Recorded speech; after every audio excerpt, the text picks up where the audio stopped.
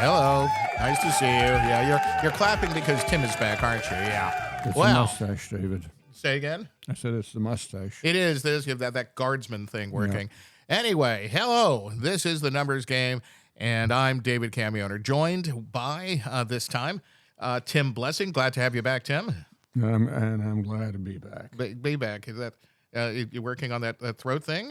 Too many bong hits last night, Tim? Was that it? A little 8-ball Richard Pryor like to get you going? It's really the only way I can do I really, politics. how do we get through the day without illegal drugs? Anyway, want to apologize for last teaser episode. Somehow, some way, my evil twin brother Skippy got a hold of the mic, and mayhem ensued. So for those of you that saw that, we're back to being semi-responsible here. Skippy is off to where he lives, God knows, somewhere in Central America, doing God knows what. He may return one of these days. We'll see.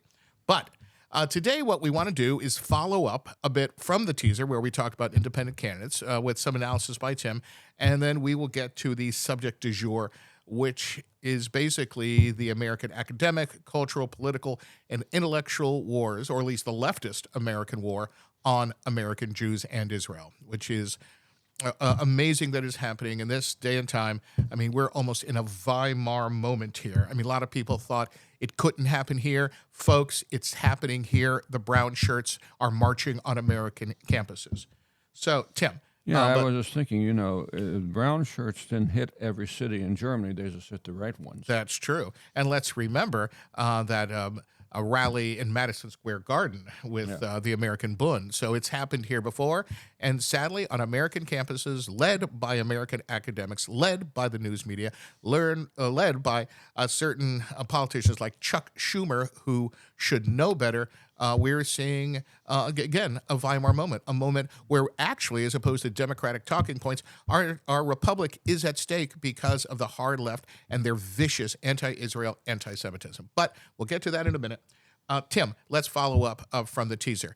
We talked about, on the teaser, the independent candidacies that we'll be dealing with here, especially Bobby Kennedy, Jill Stein, Cornel West. We didn't talk about Cornel West that much, and so I'm going to do so. And that was my fault. I just forgot him last time, to be perfectly frank. And West will appeal to kind of the academic types, the types that are on the campuses right now protesting Israel, etc. And also, radical blacks and, of course, guilty white liberals. So he could get 1 or 2%, which in a close election, could certainly hurt Biden because his stuff will come completely from Biden. And we talked about Stein, and again, we talked about Bobby Kennedy. But, Tim, you saw some historical trends. Yeah, what happens, David, is that the each part, no political party holds. I'm going to stop you right there, Tim, because we have done something, a tragedy for our audience. We have forgotten to do our landmark relaxation technique beforehand. So what we're going to do, of course, you can see this. Oh, I poured it off camera, so I'll put that back, but take these out, by the way. Now, folks, if you can see these, I just came back from a week in Germany, and there certain things are legal that are not legal here. And so I picked this up for Tim and I. I don't know if you folks can get that. You don't have to, but that's right. So we're going to take these out.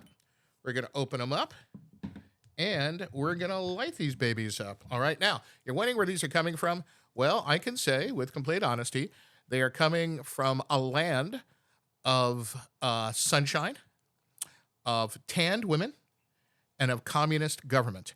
And let me clarify, it's not from California. Now, so I'm going to light these up. All right. Oh, wrong way. It's very, very helpful to light them where there actually is a flame. Oh, yeah. Oh, yeah. Yes, the ritual lighting of the scars, indicating, of course, that extreme intelligence is on its way. Yes, indeed. I know Sam Grant would have loved that line right before the Credit Mobilier thing. So, Sam Grant, for those of you who don't know it, Ulysses S. Grant was not his real name. That's right. It was Hiram Ulysses Grant, so they called him Sam. If that makes sense to you, send postcards. Yeah, because we're so interested. So, do we keep, do we, in a very pompous way, keep the Monte Cristo capital of a Caribbean city on there with a B as opposed to the usual V, the way we say it. Maybe we do, maybe we don't. We'll wait till the end. Anyway, all right. And Tim, here you go. Off to another great episode. Indeed. Oh, yeah, always good in the morning. It's a nice way to wake up in the morning. Yeah, not just for breakfast. Cigar and bourbon. Yeah, not just for breakfast anymore. No, yeah, that's right. All right, so trends, go ahead. So what happens here is that, no political party lasts forever. And so what happens is pressure builds up inside political parties, and the successful one gets bigger and bigger and bigger and then doesn't fit together anymore. Pressure builds up inside. Pressure builds up inside. A lot of pressure. You're telling us you're lonely, Tim? You need a broad? No, I'm kidding. I'm kidding. No. I'm kidding. All right, go ahead. Yeah, pressure.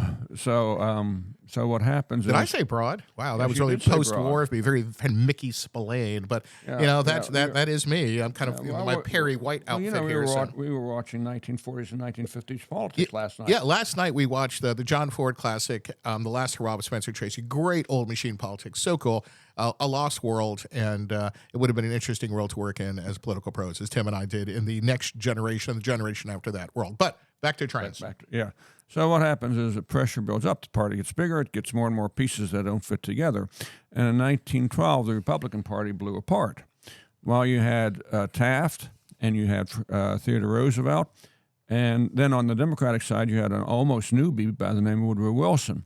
Woodrow Wilson gets 41% of the vote. He was a governor of New Jersey, wasn't he? Governor of New Jersey. And he'd been governor for less than 2 years at this point. His only political post he ever held. And before that, Princeton, right? He was president of Princeton. Yeah, isn't that a trivia statement that, or a trivia question? The only president that was not born in the United States, and since he was born in Georgia in 1861, the Confederacy, blah blah blah, or somewhere around 1860, the Confederacy, etc. But I digress. Go ahead. Anyway, So what happened is 59% of the people voted for for the Republicans, and 41% voted for the Democrats, and you get a Democratic president. So what happens? Well, the party's got to realign itself at that point. So you can't have a pause in 1916 because of World War I, and then 1920 the Republicans take over every place. Yep. But it's conservative Republicans. Or neoconservative Republicans, not the Teddy Roosevelt progressives. For Teddy Roosevelt progressives. And so what happens basically is the Republicans just dominate everything. And so through the 1920s, the Republicans dominate everything. And then what happens is you get the Great Depression, which is kind of a one-off issue. But by 1948, remember the Democrats won by. Is the Depression a one-off? Because let's remember, we have the Depression that Hoover and Roosevelt, especially Hoover in the beginning. Great book by Amity Shlaes, The Forgotten Man, goes into this. But anyway, and then in 1937, when things are just starting to recover, don't we get a second Depression? Well, you get a second Depression, but also you get something else. Is Roosevelt tries to get rid of the Southerners who don't like him. And so he blows up his own party in 1938, and the Democrats probably would have lost in 1940 to Wilkie. To Wendell Wilkie, had World War II not come along. And so, interesting. In two instances, wartime stops the evolution of the party. Plus, it was his third term, and nobody else had ever done a third term before. Right, and then in 1948, by this time you have progressives in the Northeast. You have Henry Wallace types, hardcore segregationists in the South, Thurmond, Dixiecrats, and then you have the kind of Midwest Democrats, and they blow the party up. Now Truman rides it up, but Truman has to fight off Henry Wallace from New York. Right. And then who had been Roosevelt's VP between 40 and 44. Right, and Roosevelt dumps him because he's basically a tool of the communists. Yes. I mean, he really is. And so then you go from there, and then in 1948, as I say, they blow it up. You get the most segregationist of the segregationist senators, a guy by the name of Strom Thurmond, who's going to be in the Senate until he's 100 years of age. Was he a senator then, or was he governor of South Carolina? I can't answer that. Yeah, I forget which one, but go ahead. So what happens then in 1952? It's all Republican, and it's Republican, Republican, Republican, and the further you go along, the more Republican it gets. But then something strange happens, and that is the segregationists of the South are in the Democratic Party, and you have progressives like Hubert Humphrey, who's in the Democratic Party. If you can put those two together, you can put anything together. Yeah, yeah. And so in 1968, the Democratic Party blows up once again. You elect Nixon.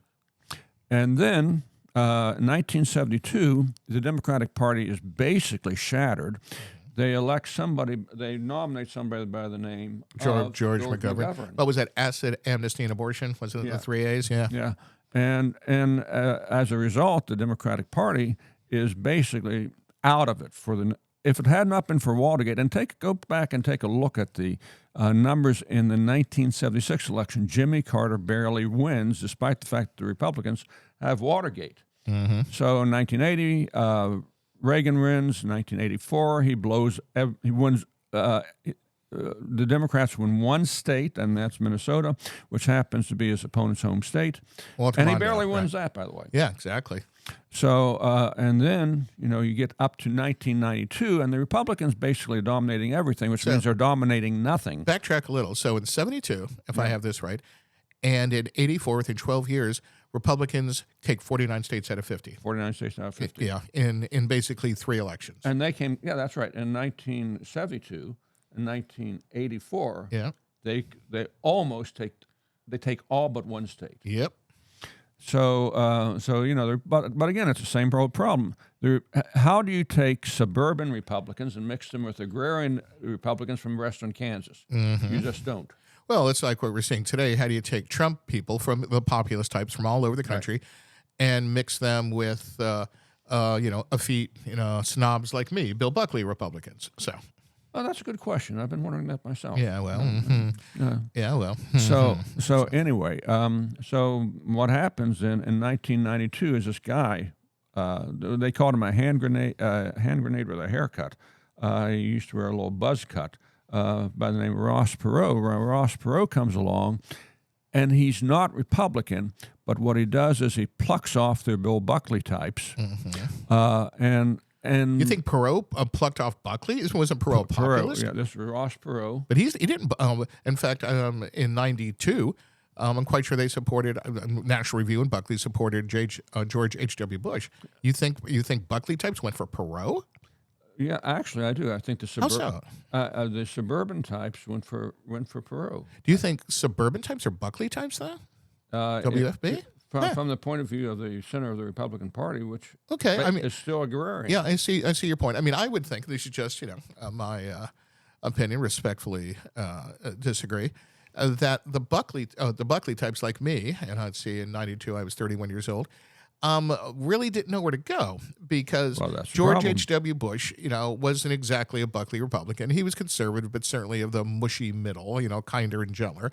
And Perot, to a lot of us, was a populist lunatic. There are echoes in, what was that, the Reform Party in Trump's American First Today. So I think a lot of us grudgingly voted for George H.W. Bush to keep Bill Clinton out of office, just like a lot of us, including me, will grudgingly vote for Donald Trump to kick Joe Biden out of office. Well, I think you've hit on something important here. That the birth of Donald Trump, the birth of the Trumpian movement, comes directly out of Ross Perot. Yep, absolutely. And so what's happening, I think, is that the ideas of Perot, changed, admittedly, by somebody from Queens, New York. I think it's fairly clear that these are the same ideas 20 years later, 30 years later. Yeah, there really is. I mean, I would say, I always think about Trump that there is method to his madness. There's joke. I don't think he's. In fact, I know he has said on several occasions that when the news cycle isn't going his way, he says something outrageous, and he does it on purpose. Yeah, I think for Trump, a lot of it's shtick. Because you look at interviews 20 years back, look at the man's career. He's a sharp guy. He's an erudite guy. I think he did some Larry Kings, whatever, 10, 20 years back. The guy is sharp. He's nothing like the sometimes buffoon we see today. So all you Trump types, you think you're man of the people act, they think that's really him. Guess again. I'm really thinking that behind the scenes, he's probably like that, but not as much. Though, if we look at his actions, especially on things like January 6th, he certainly didn't do himself any credit there. But yeah, I think you're essentially correct in that. Well, and I had a date the other night. A date, if you can believe that. With a girl this time. Well, the poodles were all out to lunch. Oh well, yeah, exactly. And Yeah. poodles and those haircuts, you just can't beat that. But really, truly, I had a date, and so she found out that I was a presidential scholar, and she said, "Well, we don't have to." Which guess. president? Which one? Harrison? I do all the presidents. Do you do all the presidents? And I can that sounds like a actually- fun I can- weekend. I want to blow your. I want to Well, blow the excuse wheels me. off your car. I'd rather not. I'm a married man, sir. But no, you were saying. No. I actually can name all the presidents, and I can name them in order. So who can't? You and I can. I bet my Scout students can. can't. Well, they're students. They're 14 years old. I mean, dear God, man.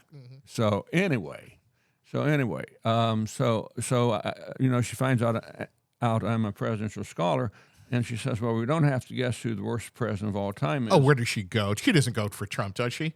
No, yeah, of course she went for Oh Trump. my God! I mean, really, with Wilson in the mix, With Wilson in the mix. Buchanan in the mix, Yep. really, she goes for Trump. Dear God. Well, Pierce drank his way through. Yeah, And he yeah. wasn't doing an interview. Wasn't he like Nathaniel Hawthorne's best friend or something? Didn't they go to Bowden or Well, something they together, were or Bard? friends. But, Yeah. but actually, for those of you who don't know, Though he lost a kid in the White House, didn't he, Pierce? well, what happened was he and his wife and his son were in a train wreck, Right. and his son was ground to death in front of his eyes. Oh, dear God. So his wife retreats to the top of the White House, and he drinks. Yeah, And that's how you end up with though the Franklin that's Pierce interesting president. you say that, because you look at Lincoln, who also lost a Lost a kid, son, yep. and the wife went a little ha-ha. Lincoln didn't retreat. Lincoln did his job. Yeah, but I think the suddenness of seeing your kid ground to death Yeah, in an accident that's is good. probably not That's so good. probably a good point. Yeah. So, you were saying. So anyway, what we end up with is this pattern, and it's a repeated pattern. These are called critical elections. That's the one where you actually change from being a Republican to a Democrat or a Democrat to Republican. But before those elections, you have what I call muddled elections, where basically parties split into pieces and they fight each other, and you have different candidates running, separate candidates running for the presidency. Now, that should have happened in 2016. Hillary proved that you can't hold the Democratic Party together, except for the fact that in 2020 you did hold the Democratic Party together. Why? Because people hated Trump so much. And so as a result, now we're coming into another muddled election with 4, depending upon how you count, candidates. And I was asked the other day, David, while we know about Stein and we know about Biden and we know about Kennedy, who else is out there?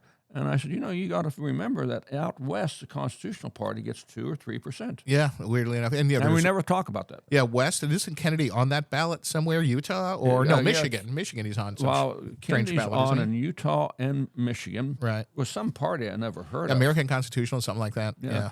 And then West now is on 3 parties. He's going to probably be on Utah, almost certainly going to be on Utah. And he's probably qualified for 8 other states where they have automatic write-ins. Excellent, excellent. And, and I talked about this, or my evil twin Skippy did, in our last teaser episode. I don't see why Kennedy doesn't cut a deal with the Libertarians, because they're already on an all 50 state ballots. And yeah, he's not exactly libertarian. They're not exactly Kennedy types, but a deal could be cut. And why he doesn't do the that? Libertarians approach Kennedy? I think there have been some talks, but it's obviously, at least so far, it hasn't gone anywhere. And because Kennedy needs to get on ballots. I mean, Michigan and Utah are not going to hurt Biden the way apparently Kennedy wants to hurt Biden. I mean, you need to be Wisconsin, you need to be in Minnesota, you need to be in Virginia, you need to be in Arizona. There are places that, and we talked about this during the teaser, that could throw that election to Trump if Kennedy bites Biden enough. And so far, he's not on the ballot to do it. Granted, you mentioned there could be a write-in, but you and I have both run write-in campaigns in our old days as political pros. And, they can be done. And sometimes, very rarely, but they are successful. Murkowski won a write-in. Murkowski Yeah, in in Alaska, a bunch of, against the Republicans. So, it can be done on a statewide basis. So we'll have to see. Anyway, you were saying. So, no, actually, all I'm getting to at this point is the Democratic Party is ready to fly apart. The question is, can the Democrats hold together enough in the face of the possibility of Trump that they will be able to fend off the third party impulse? I don't know. I don't think anyone out there knows. Well, And the worse it gets, the worse it gets. So my suspicion is that the Democrats are going to be able to hold together. It's going to be a very tight race. But we have absolutely no idea how Robert Kennedy is going to go. We know how Stein's only got a 1.5 to 2%. Yep. Cornel West one. is probably going to get 1 to 2. Yeah. So there's 4 points off the top. If Bobby Kennedy can get on more ballots, and every poll shows him 10 to 15. If that happens, and also Dems keep losing black and Hispanic votes, I mean, not to the point of losing majorities, but the point of Trump gets 20, 30%, something like that, in my view, at this point. And, of course, this is late April. It's very early on, but it's going to be hard for Biden to pull stuff off. Yeah, I would argue that if Trump can get up to, say, 25% of the Hispanic vote, Yeah. I would argue that this ball game over. Well, that could be, and as a Latin myself, when I'm hearing from my friends back in Florida, where I grew up with Latin politics, I know Florida's different, it's because as we all know, and we've talked about this before, the Latin vote is not monolithic. Puerto Ricans and Mexicans tend to vote Dem. South Americans, like myself or my family, being from South America, and Cubans tend to vote Republican. But yeah, I think he's got a serious shot, and it's not just so much on party versus party. It is on incompetence and image. Latins like machismo. Trump has it, Biden doesn't. And if you just look at the numbers, especially look at our standing internationally, Biden projects as a very weak man, a very senile man, a guy long past his sell date. And Trump, and they're not that far apart from age, does not. He still comes off as coherent and strong. Ergo.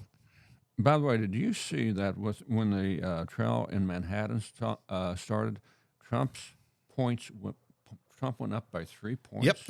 Isn't that crazy? Yeah, well, but I wonder to myself, Hispanic, particularly like Central American, South American, I wonder to myself if they're worried about seeing what happened here, what happened back home. Yeah, I mean, and maybe that's helping Trump. That could be. Political instability is something some of these folks are quite used to.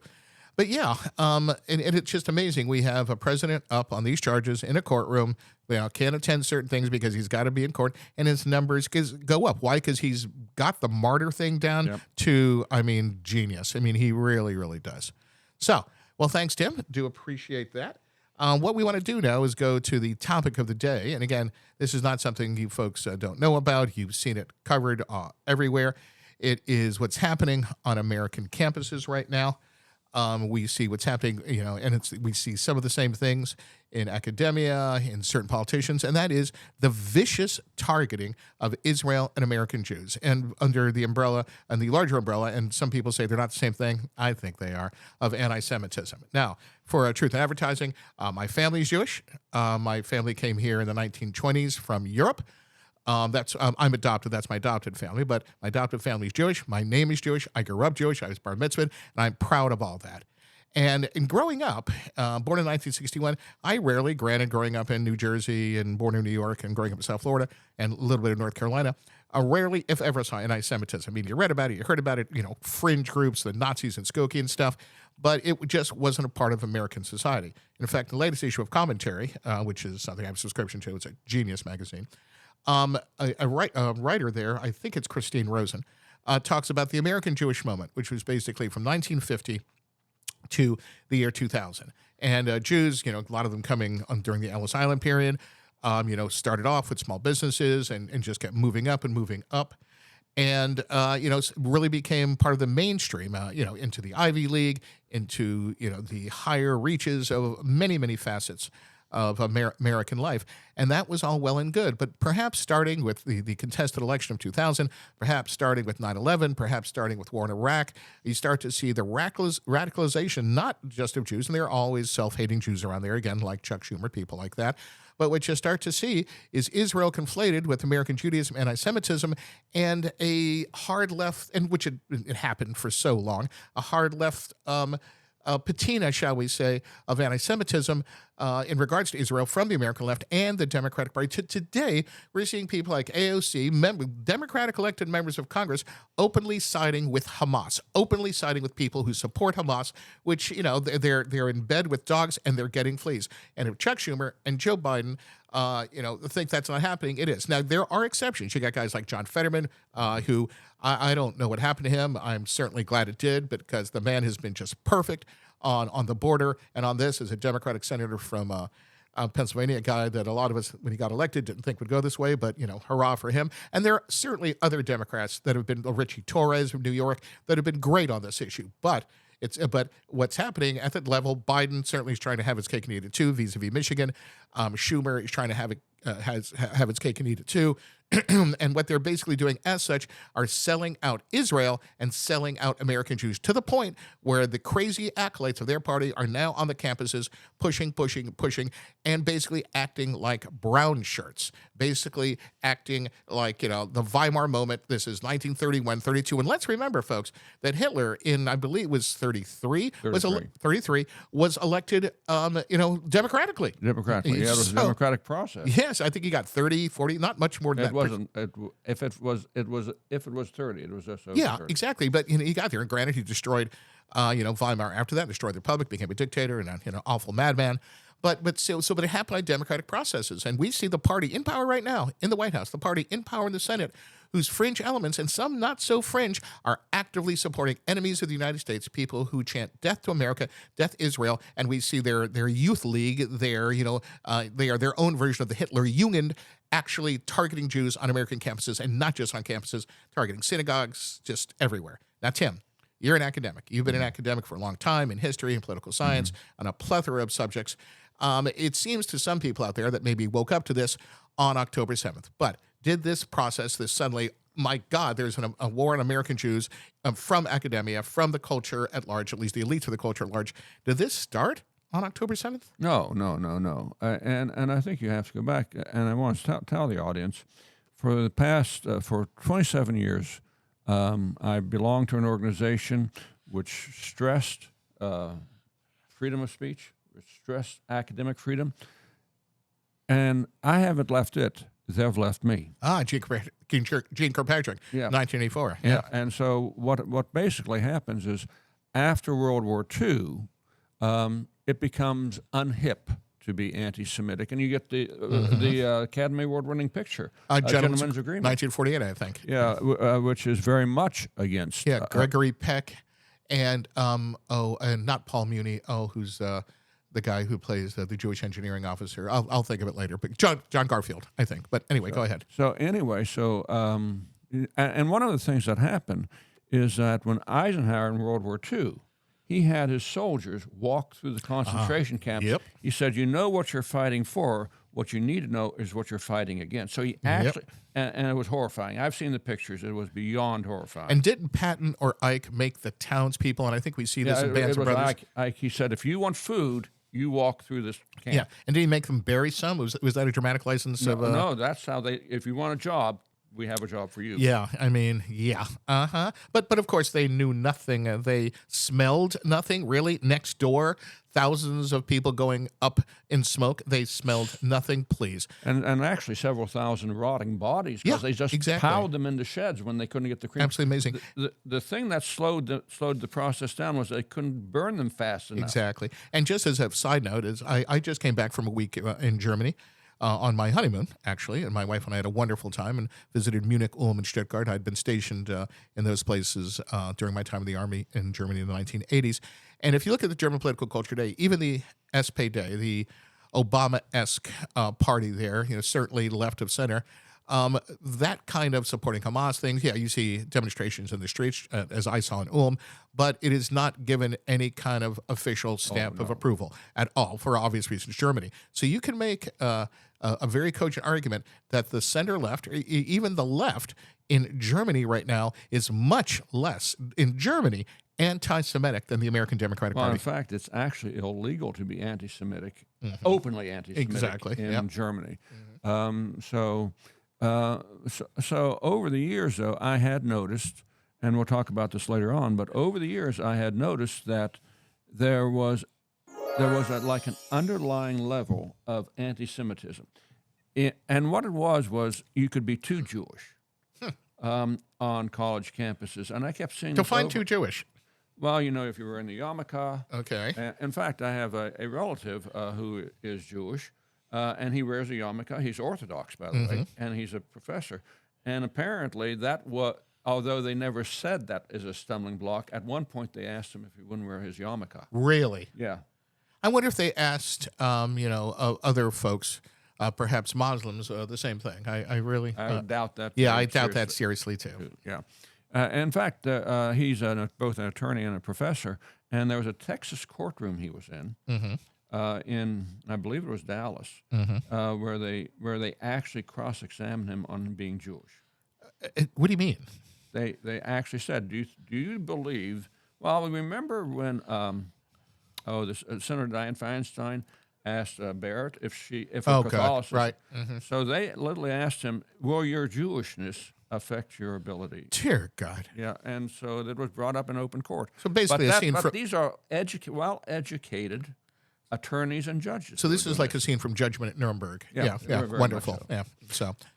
So among the elite of the United States, there has continued, even among the Jewish elite of the United States, there has continued to be this idea that you can be too Jewish. And Now, so- is this a leftover of, shall we say, before the Jewish moment, before it was hip to be Jewish, of the elite, old line Protestant Ivy League thing? Or is this a incarnation, or not an incarnation, a development of the modern left? Well, I suspect that in fact, I know that many European Jews came over and they didn't want to be identified as being too Jewish. No, that's an interesting point you bring up. You know, Jews have been here, and we've talked about the Washington letter, which we'll talk about a little later, to the Touro Synagogue. But the Jews who came over 19th century before Ellis Island did very well for themselves. That's right. And they were very upscale. Levi Strauss's, I believe, came over then, a lot of those folks. But when the shtetl Jews from Eastern Europe, the Ashkenaz, came over during the Ellis Island period, well, these are the poorest of the poor, and a lot of older established Jews did not want to associate them because they had assimilated American society, and just let's say the Rothschilds in the UK, Disraeli, of course, and didn't want to be reminded of their origins, and didn't want to be reminded, looking at places like the tenements in New York, where their co-religionists had come from and were at that point. Well, this is really bizarre, but I attend Kristallnacht services every year. Okay. It's held at a local Episcopalian church. It's about, I'd say it's about 7 minutes drive from the nearest synagogue. What is that? Christ Church downtown? Downtown, Oh, yeah. correct. Yep. And so Good people there, by the way. I know some of them. Very good people. And more Christians show up than Jews. So, which is just appalling. Yeah, and speaking of Kristallnacht, I mean, if we looked what happened on American campuses over the last week or two, there are serious similarities to Kristallnacht. Very serious similarities. I would not, although I have many yarmulkes, I would not wear one on campus. Yeah, and think about it. Kristallnacht happened in 1938, 5 years after it was over. Are we that far down the road here that we're way past 1933? Are we literally at, when we come to the attitude of American elites, left-wing American elites, are we in 1938? If Jews are in getting Germany physically pushed on campuses, You saw it. they are, Yep. then if we're not at 1938, we're at 1937 and a half. Jeez. So you were saying vis-a-vis academia. So anyway, so this has been going on for some time. Did it ever go away? I don't think so. I think the idea of being, an observant Jew is the term that's used, and people have been asked, are you an observant Jew? And well, no. In fact, on these dating sites I go on, Yeah, excuse me. dating sites, Dating sites. Really? I'm sorry. Dating sites. I'm 73, David. Where do you think I'm going to get? Okay, point. And truth be told, I met my lovely and wonderful wife on a dating site, but a couple of years ago, and wonderful. But I'll leave my phone number at the end. But of you this will one. not. Yeah. This is disgusting. Just put it away, old man. Anyway, but anyway, dating sites. You were saying. But on dating sites, Was it, literally was Jewish? it baldingacademics.com? Was that it?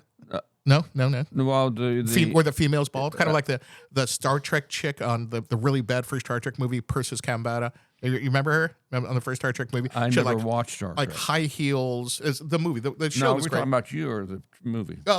Please, that's my personal life. We'll keep this out of it.